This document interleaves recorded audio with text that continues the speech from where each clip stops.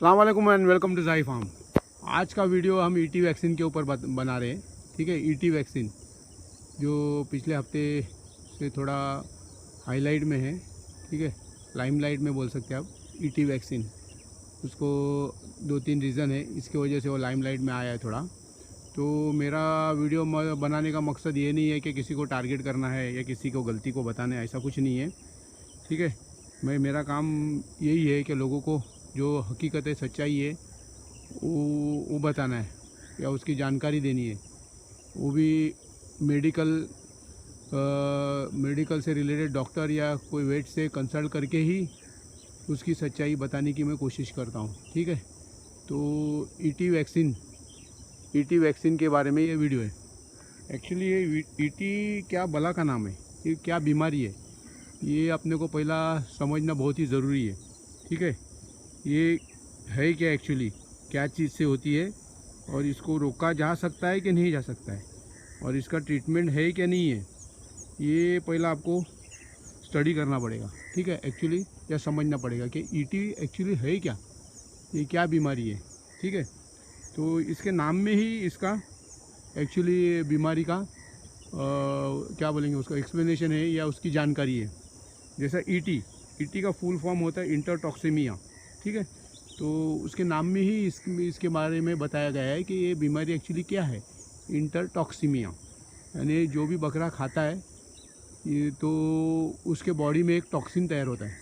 ठीक है, तो उसके वजह से ये होता है इंटरटॉक्सिमिया, इसका नाम है। ये एक बैक्टीरियल बीमारी है, ये वायरल नहीं है। सबसे बड़ी बात यह है कि ये एक बैक्टीरियल बीमारी है, ये एक वायरल नहीं है, वायरल इन्फेक्शन नहीं है, तो एक दूसरे को ये फैलता नहीं है। ये बहुत अच्छी बात है इसमें कि एक जानवर से दूसरे जानवर को ये लगती नहीं है, तो जानवर को भी अपने को क्वारंटाइन करने की गरज नहीं है। ठीक है, खाली उसका एक ऐसा स्पेसिफिक ट्रीटमेंट तो नहीं है उसका, पर अपन उसका इलाज कर सकते हैं। अगर उसको पहले इसमें पकड़ लेवे तो इसका इलाज हो सकता है। ठीक है, तो ये किस वजह से होती है, ये एक बैक्टीरियल इन्फेक्शन है जो क्लॉस्ट्रीडियम पेरिफेरेंजियंस नाम का बैक्टीरिया है। मेडिकल नेम है इसका, थोड़ा कॉम्प्लिकेटेड नेम है, क्लॉस्ट्रीडियम पेरिफेरेंजियंस। तो ये नाम का जो बैक्टीरिया है, इसके वजह से ये बीमारी होती है। ठीक है, तो ये बैक्टीरिया आता कहाँ से एक्चुअली, ये भी अपने को समझना पड़ेगा कि ये बैक्टीरिया जानवर में आता कहाँ से। तो ये ऐसा नहीं है कि ये बाहर से तो आता ही है, जैसा ये ज़मीन में ज़्यादा रहता है तो ये बाहर से भी आता है, और ये बकरे के रूमेन में एक्चुअली रहता भी है। ठीक है, ये कम क्वांटिटी में या कम मात्रा में उसको बोलेंगे अपन, तो रूमेन में ये रहता है ऑलरेडी। तो जब इसका काउंट बढ़ता है, ठीक है, इसका जब काउंट यानी नंबर्स बढ़ेंगे तो फिर ये ईटी का प्रॉब्लम हो जाता है। होता है क्या, ये बैक्टीरिया जो रहता है ये टॉक्सिन अंदर पैदा करते रहता है। ठीक है, तो इसका नेचुरली जब इसका काउंट बढ़ेगा या नंबर्स बढ़ेंगे तो टॉक्सिन ज़्यादा हो जाएगा बॉडी में, और बकरा उसको बाहर नहीं निकाल पाता है, तो ये प्रॉब्लम देता है। फिर अगर वो रूमेन से अगर बकरे के खून में चला जाता है, वो नेचुरली जाएगा ही, क्योंकि जो भी बकरा खाता है या जो भी उसके पेट में रूमेन में पड़ा रहता है वो डाइजेस्ट होके उसके ब्लड में आ जाता है। जब ये ब्लड में आता है तो फिर ये बहुत प्रॉब्लम क्रिएट करता है, टॉक्सिन। ठीक है, तो ये चीज़ आपको पहला समझना चाहिए कि एक्चुअली ईटी है क्या और ये होता कैसा है।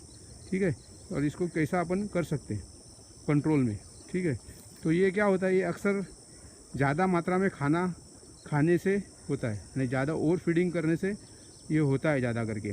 ठीक है, तो ये चीज़ को ध्यान रखें कि बकरे को ओवर फीडिंग करने के पहला उसको सब वो चूरन वगैरह या जो भी हजमे की जो भी है वो उसको देना बहुत ज़रूरी है। ठीक है, जैसा कि आप देखते होंगे भराई वाले जो भराई करते जानवर को, तो उन लोग एक चूरन बिरन की बात करते रहते। तो यही रीज़न है कि बकरा जो भी खावे वो डाइजेस्ट हो जावे उसको, क्योंकि ज़्यादा पड़ने से पेट में अनाज रहने से उसको टॉक्सिन क्रिएट हो सकता है उससे। ठीक है, या बैक्टीरिया का नंबर्स बढ़ सकता है।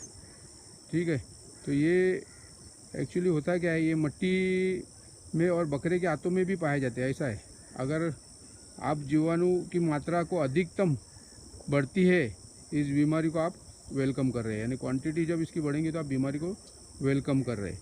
ठीक है, तो इसका ट्रीटमेंट है क्या नहीं, ये भी चीज़ अपने को समझना बहुत ज़रूरी है कि इसका ट्रीटमेंट है ही क्या नहीं है।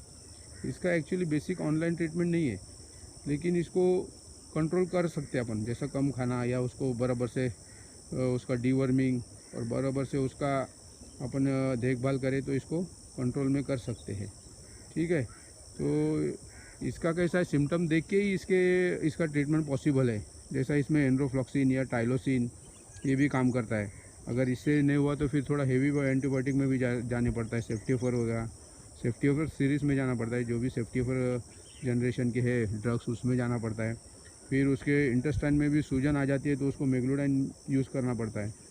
इसमें होता क्या है, कम बकरे का टेम्परेचर भी डाउन होता है तो बकरा नेगेटिव एनर्जी में भी चला जाता है, तो उसको भी वो अपन फिर रेस्टोबेल करके एक आता है लिक्विड, वो भी इम्यूनिटी पावर बढ़ाता है, या आपको सेलिनियम दे सकते हैं। ऐसे है इसमें ट्रीटमेंट, पर कैसा है उसको पहले ही इसमें आपको ध्यान में आएगा तो इसका ट्रीटमेंट पॉसिबल है। जैसा अगर ज़्यादा बकरा उसको क्या ज़्यादा अगर ईटी हो जाए बकरे को, यानी वो फाइनल स्टेज में चला जाए ईटी के, तो फिर उसको हैंडल करना बहुत ही टेढ़ी खीर हो जाती है। ठीक है, तो इसके सिम्टम मिलते हैं, नए ऐसा नहीं, इसके सिम्टम मिलते हैं, पर वो पहचानना बहुत ज़रूरी है। जैसा बकरे का बार बार पेट फूगेगा, ठीक है, बकरा सुस्त हो जाएगा, खाना थोड़ा कम करेगा बकरा, ठीक है, बकरे का टेम्परेचर भी डाउन होएगा थोड़ा बहुत, तो वो चीज़ पे आप ध्यान रखना ज़रूरी है।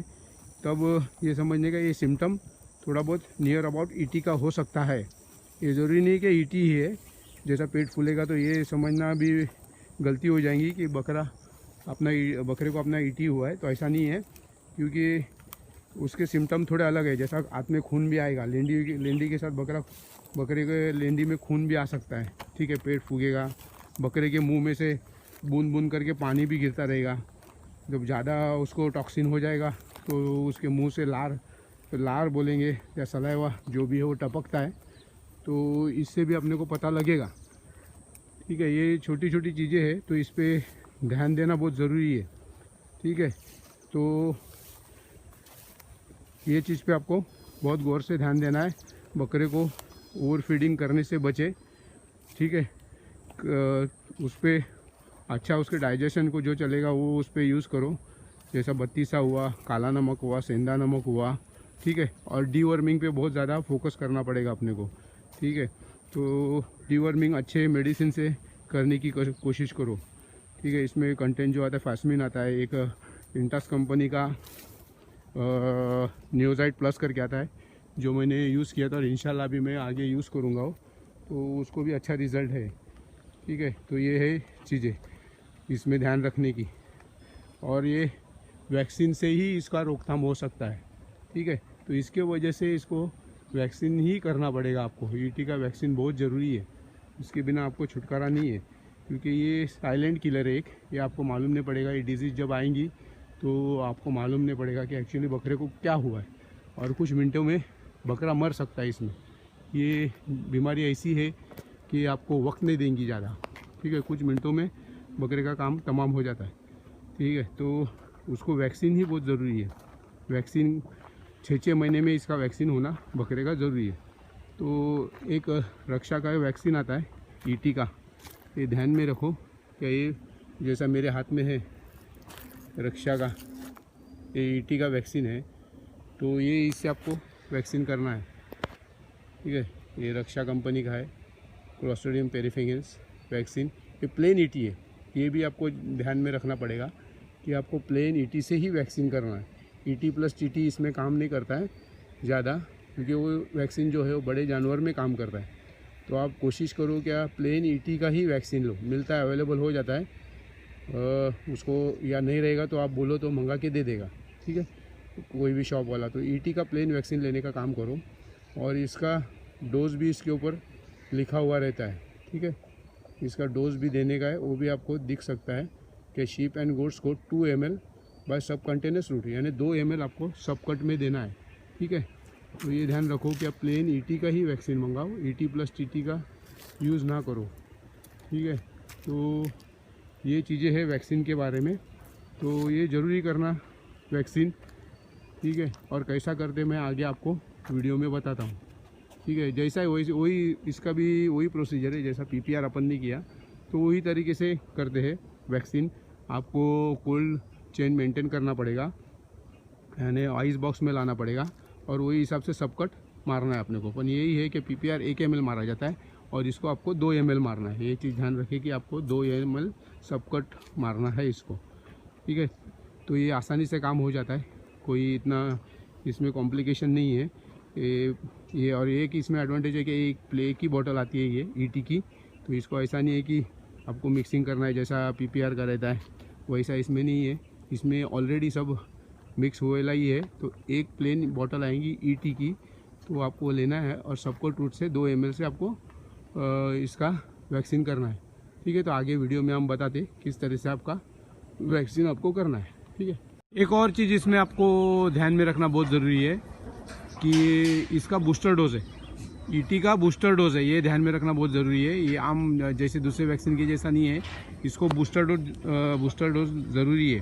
तो डेट नोट करके रखो जिस दिन आपने ईटी का वैक्सीन किया है पहली बार, तो उसको 14 दिन के बाद आपको ईटी का बूस्टर डोज देना है, ठीक है। 14 दिन के बाद बराबर अपने को ईटी का बूस्टर डोज देंगे तो फिर अपना वैक्सीन मुकम्मल हो जाएगा या पूरा हो जाएगा, ठीक है। तो इसी तरह से ईटी का वैक्सीन अपने को करना है। अभी एक चीज़ इसमें भी है कि जो भी वैक्सीन आती है यानी बीमारी आती है वैक्सीन से जो रुकती है, तो उसका अपने को पहला ये तो सोचना बहुत ही ज़रूरी है कि, और इसकी मेन क्या है, इसका स्टडी करना बहुत ज़रूरी है कि जो भी वैक्सीन से बीमारी रुकती है तो वो आती क्यों है और इसको अपन क्या करेंगे तो ये रुक सकती है, ठीक है। तो इसको प्रिकॉशन क्या लेंगे अपन, तो ये बेहतर रहेगा। तो ये पहला आप चीज़ को समझिए, सीखिए कि जो भी बीमारी वैक्सीन से रुकती है तो उसका हल क्या है, क्या इसको कैसा अपन रोक सकते, पहले ही प्रिकॉशन मेजर अपन इससे क्या ले सकते, तो ये चीज़ आपको समझनी पड़ेगी, ठीक है। तो आगे वीडियो में देखिए कि किस तरह से वैक्सीन लगाया जाता है, ठीक है। इस तरह से आइस बॉक्स में लाना है, जैसा अपन पीपीआर का लाते थे उसी तरह से ये लाना है, ठीक है। और ये 2 ml मारना है, 2 ml अपने को सब कट मारना है। जिधर भी चमड़ी ढीली होंगी उधर पकड़ के मारना है, इस तरह से अपने को 2 ml सब कट मारना है, ठीक है। तो इस तरह से ये किया जाता है वैक्सीन। अभी एक एक बकरे को हम कर रहे हैं, इसको भी 2 ml सब कर देंगे।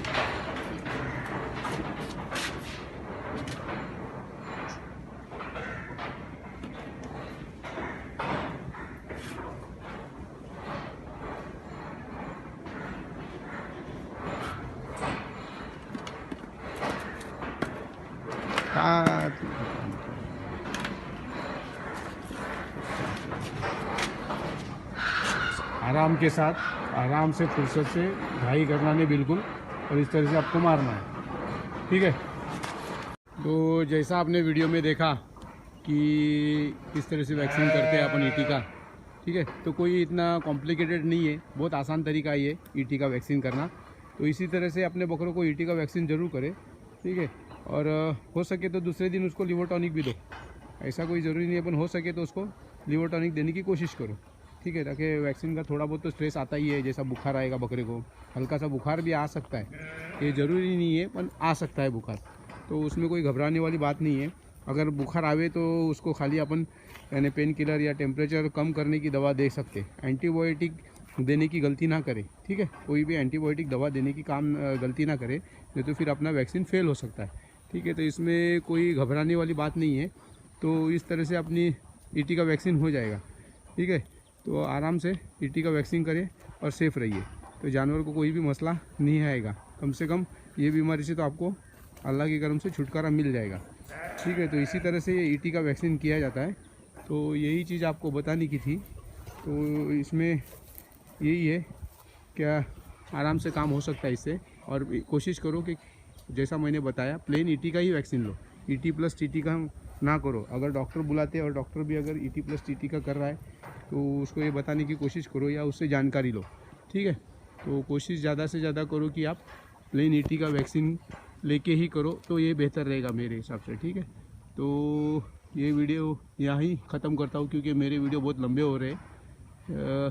प्रॉब्लम भी ऐसा है कि इन्फॉर्मेशन देते देते बहुत टाइम हो जाता है, ठीक है। तो जानकारी देने आए तो पूरा उसको प्रूफ के साथ ही देनी पड़ेंगी, ऐसा ही खाली हवा में कुछ बता के नहीं होने वाला है। तो इसके वजह से थोड़े हो रहा क्या है, वीडियो लंबे हो रहे, ठीक है। तो ये वीडियो यहाँ ही ख़त्म करता हूँ, ठीक है। तो अपने माँ बाप की खिदमत करो और अपने बच्चों को अच्छे से अच्छा एजुकेशन देने की कोशिश करो, ठीक है। बच्चों पे ज़्यादा खर्च करो, बच्चे के एजुकेशन पे ज़्यादा खर्च करो, ठीक है। तो इसमें ही कामयाबी है अपनी। तो ये चीज़ पर आप ध्यान रखो कि अपने माँ बाप की खिदमत करो और बच्चों के अपने अच्छे से अच्छा एजुकेशन देने की कोशिश करो और उन एजुकेशन के ऊपर खर्चा करो, ठीक है। तो ये वीडियो मैं यहाँ ही ख़त्म करता हूँ। अस्सलाम वालेकुम, दुआ में याद रखना।